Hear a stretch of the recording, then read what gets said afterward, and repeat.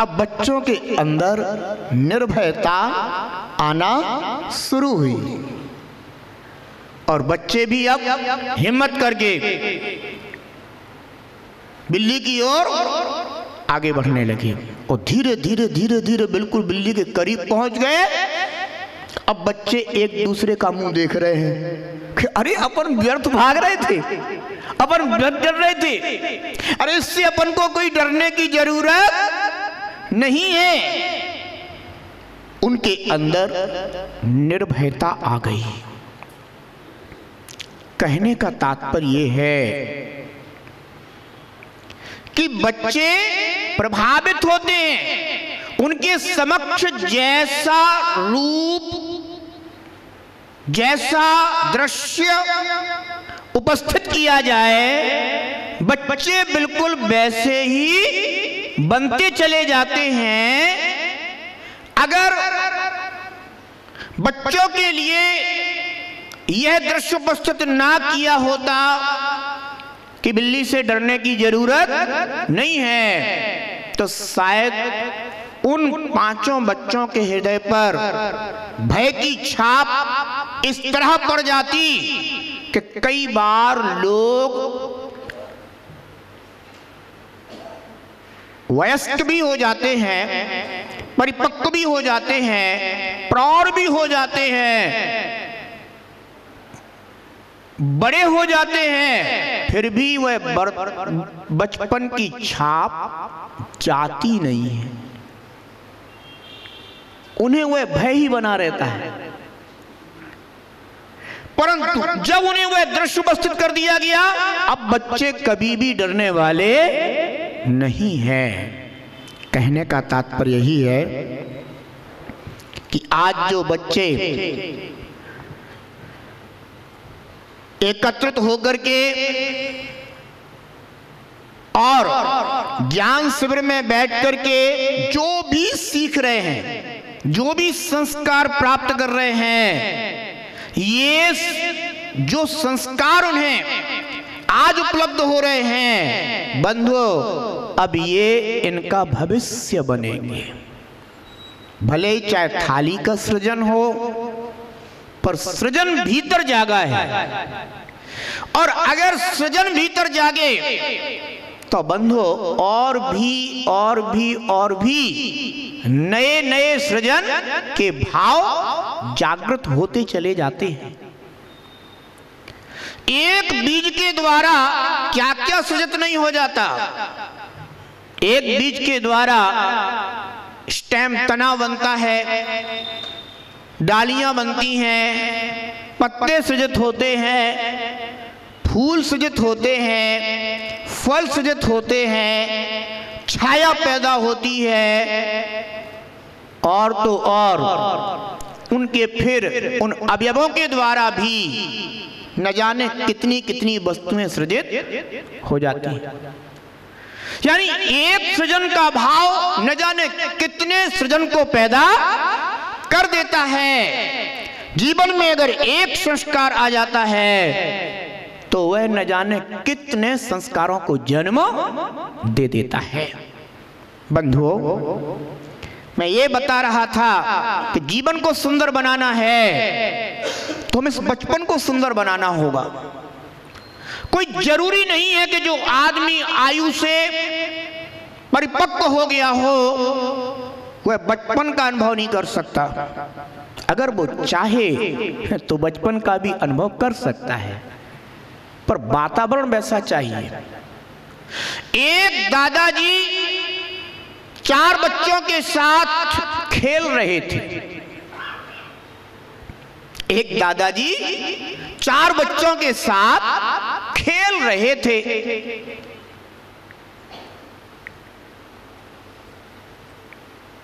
क्योंकि दादाजी के लिए बच्चों का वातावरण मिला हुआ था। जैसा बच्चे उस समय खेल या क्रीड़ा कर रहे थे, दादाजी भी बिल्कुल वैसी ही खेल या क्रीड़ा कर रहे थे। इसका तात्पर्य हुआ कि भले ही कोई दादाजी की उम्र को भी प्राप्त कर ले, पर वो भी बचपन का अनुभव कर सकते हैं। ध्यान रखना, सीखने की कोई उम्र नहीं होती, ताउम्र सीखा जा सकता है, पर होना चाहिए अपने अंदर प्रभावित होने का गुण। आदमी उम्र के साथ अहंकारी होता चला जाता है और वो ये सोचने लग जाता है मुझे सब कुछ आता है, तो वो जीवन में कुछ सीख नहीं पाता। उसके सीखने के द्वार बंद हो जाते हैं, क्योंकि उसके अंदर क्या भाव दशा आ जाती है, मुझे सब कुछ आता है। समझ लेना कि वह व्यक्ति अब नीरस ठूठ हो गया है। क्या हो गया है? नीरस ठूठ। जैसे लकड़ी सूख जाती है ना, तो उसका ठूठ हो जाता है, पर उसमें कोई वृद्धि नहीं होती। ऐसे ही जब व्यक्ति के अंदर ये भाव दशा आ जाती है कि मुझे सब कुछ आता है, समझो कि उसके उन्नति के विकास के सारे द्वार बंद हो जाते हैं। और जब तक ये भाव दशा रहती है कि नहीं अभी भी मुझे बहुत कुछ प्राप्त करना है, तो उसके जीवन में विकास के द्वार खुले रहते हैं। कहने का तात्पर्य यह है कि अगर हम अपने जीवन को सुंदर बनाना चाहते हैं तो प्रभावित होने का गुण ताउम्र बनाकर रखें।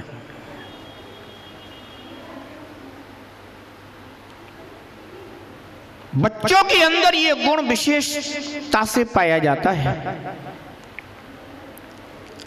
अब उनके समक्ष हमने क्या वातावरण उपस्थित किया है, ये अपने ऊपर निर्भर करता है। एक मां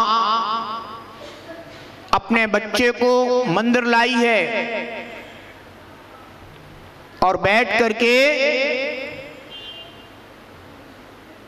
जाप कर रही है, तो बच्चे के अंदर सृजन प्रारंभ हो जाता है। और बच्चा क्या करेगा? मां की तरह बैठ करके उंगलियां भी चलाएगा, मुंह से भी बुदबुदाएगा, पर यह पता नहीं है क्या बुदबुदा रहा है। पर उसकी जो भी प्रतिक्रिया है वह मां की क्रिया को देखकर। मां अगर शास्त्र पढ़ रही है तो बच्चे को भी एक हाथ में पुस्तक चाहिए। भले मां शास्त्र को सीधा पकड़कर स्वाध्याय कर रही है और वह बेटा उल्टी पुस्तक पकड़ करके पन्ने पलट रहा हो, पर वह प्रभावित हो रहा है। आज पुस्तक उल्टी है, कल पुस्तक सीधी हो जाएगी। आज मुंह से बुदबुदाया जा रहा है, कल उसी मुंह से रमो अरिहंतारम निकलेगा, रमो सिद्धारम निकलेगा, रमो आयरियारम निकलेगा, रमो वज्जायारम निकलेगा, रमो लोए सब साहुरम निकलेगा। बच्चों के अंदर उस सीखने की भावना सदा रहती है, पर हम उन्हें क्या सिखाना चाहते हैं? सद्गुण या दुर्गुण? जैसा वातावरण के समक्ष बनेगा बच्चे वैसा ही सीखते जाएंगे। इसलिए बच्चों के समक्ष जब भी आप हों, और केवल बच्चों के लिए ही नहीं, अगर आप परिवार को सुंदर बनाना चाहते हैं तो परिवार के समक्ष आदर्शवान बनिए। अगर आप कोई आदर्श उपस्थित करेंगे तो वह आदर्श सबके लिए भी प्रेरणादायी हो जाएगा। अक्सर लोग ये तो कहते हैं कि हम अपने परिवार को बहुत अच्छा बनाना चाहते हैं, पर वो स्वयं प्रेरक नहीं होते। और अगर आप स्वयं प्रेरक नहीं होंगे तो आप दूसरों से कोई भी अपेक्षा नहीं रख सकते। बंधुओं, रविवार आता है और बच्चे गुरु पूजा के लिए उपस्थित हो जाते हैं। इस संस्कार उन्हें दिया जा रहा है, भविष्य में जो भी कोई निर्ग्रंथ वीतरागी संत शिवनी नगर में आएंगे और उन बच्चों के लिए वह स्मरण जरूर आएगा कि हम इस तरह से आराधना करते हैं, और क्या पता बच्चे इकट्ठे होकर के वह आदर्श आगे भी उपस्थित करते रहे। मैं एक जगह पर था, गुरुदेव के साथ चातुर्मास कर रहा था। वहां एक नन्ही सी बालिका गुरुवार के दिन जब भी आती थी तो हाथ में एक श्रीफल लेकर आती थी। चतुर्मास भर हम देखते रहे कि वो बालिका जब भी आती है गुरुवार के दिन श्रीफल लेकर आती है। अब एक दो बार देखा तो कोई ज्यादा विचार पैदा नहीं हुआ, चिंतन नहीं आया, मतलब बार बार देखा तो लगा कि ऐसा हुआ गुड़िया क्यों करती है। तो जब वह गुरुवार को आई तो सहजता से पूछ लिया कि बेटा तुम गुरुवार को श्रीफल लेकर आती हो, ऐसा क्यों? तो उसने जवाब दिया कि आज गुरुवार है, आप हमारे गुरु, इसलिए हम गुरुवार को श्रीफल लेकर आते हैं। मन में विचार आया, ठीक है बच्चे हैं, बच्चों का अपना चिंतन है, बच्चों को गुरुवार यह नाम सुनकर के ऐसा लगा होगा कि यह गुरु का दिन है। उनके चिंतन में जो बात आई अपनी जगह ठीक है, पर कितनी अच्छी बात है कि एक बच्चे के अंदर अगर यह संस्कार आ गया तो जब वह बड़े होंगे तो उनके अंदर गुरु के प्रति कितनी विनय होगी, उनके लिए उनके हृदय में गुरु के प्रति कितना सम्मान होगा। बंधुओं, ये बचपन के संस्कार होते हैं जो एक बार अगर जीवन में उद्घाटित हो जाते हैं तो ताउम्र जीवन भर वे उन बच्चों के लिए प्रेरणादायी बन जाते हैं। और केवल उनके ही जीवन में प्रेरणादायक नहीं होते, उनको देख करके भी कई बार अनेक बच्चों में भी वही संस्कार यानी वैसा ही करने का भाव जागृत होने लग जाता है।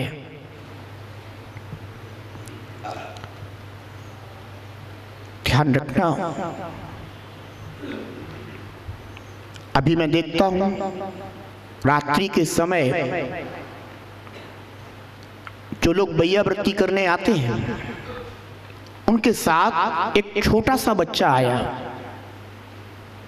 बैया वृत्ति करने के लिए, और जब वह बैया वृत्ति कर रहा था तो वह एकदम से गुरु मंत्र बोलने लगा, संकट मोचन तारणहारे।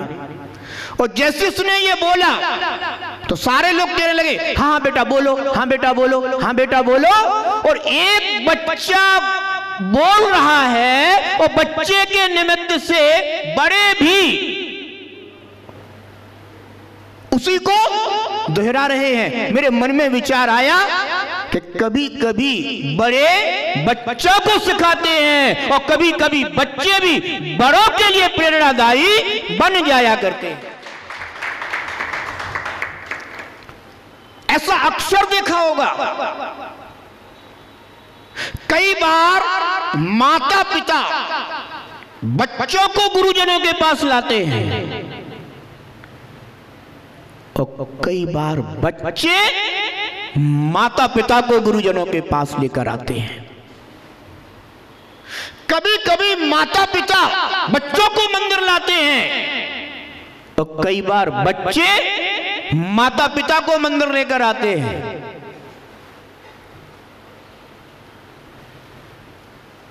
बच्चे भी परिवार में प्रेरक हो सकते हैं। कोई जरूरी नहीं है कि माता पिता या परिवार के समझदार सदस्य ही प्रेरक हों, बच्चे भी प्रेरक हो जाते हैं और परिवार में इतना सुंदर नैतिक एवं धार्मिक वातावरण पैदा कर देते हैं कि जिसकी शायद परिवार में कल्पना भी नहीं की गई होगी। परंतु बच्चे तो बच्चे ही हैं, समझदार तो समझदार ही कहलाएंगे। कहने का तात्पर्य यही है कि हम इस बात को समझें कि बच्चों के अंदर प्रभावित होने का विशिष्ट गुण होता है, वह जो जैसा देखते हैं सुनते हैं वह वैसा ही अपने को ढालने का प्रयास करने लग जाते हैं। अगर कोई बच्चा रामलीला देख करके वापस लौटा हो तो घर में धनुष बाण तैयार हो जाते हैं। अब पता नहीं वर्तमान में कितना रामलीला चलती क्या होता, पर मैंने तो बचपन में देखा है कि जब सारे लोग, अब आजकल तो टीवी का जमाना है ना, उस पर सीरियल्स इतने आते हैं कि और कुछ कहीं आने जाने की आवश्यकता ही नहीं पड़ती। और चाहे टीवी पर सीरियल देख रहे हो या रामलीला देख रहे हो, कहीं भी हो, पर जो बच्चे देख रहे हैं बिल्कुल वैसा ही करने की उनकी चेष्टा हो जाती है। अगर अच्छे दृश्य देख रहे हैं तो उनसे प्रभावित हो जाते हैं, और अगर कोई बुरे दृश्य देख रहे हैं तो उनसे भी प्रभावित हो जाते हैं। एक बार सुना था कि दो बच्चे, छोटे छोटे बच्चे थे, खेल रहे थे और खेलते खेलते बच्चों के लिए एक धारदार हथियार मिल गया, धारदार कोई वस्तु मिल गई। तो दोनों बच्चे खेल खेल में कहने लगे, उस वस्तु को लिया, धारदार वस्तु को, और बोले देख मैं तेरी गर्दन पे चलाऊंगा, बहुत मजा आएगा।